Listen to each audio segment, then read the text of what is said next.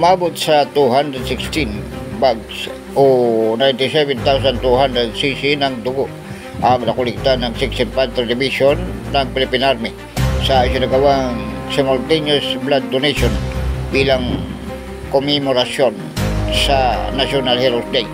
Ginanap ang bloodletting activity sa 6th Infantry Gymnasium sa Camp Siongco Awang, Maguindanao del Norte, habang naglunsad din ng kahalintulad na aktibidad ang iba pang military unit sa iba't ibang lokasyon sa lalawigan.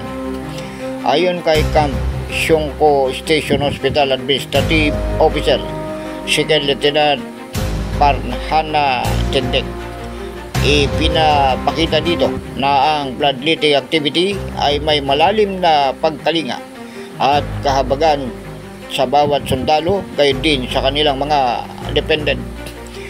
Sumailalim man niya sa medical screening at konsultasyon ang lahat ng personnel na nag-donate ng dugo.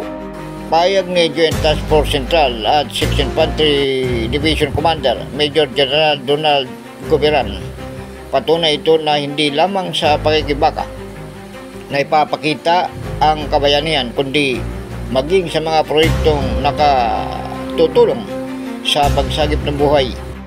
Ako si Edwin Moreno sa TWRB 103.9 News FM. Ikaw ang una.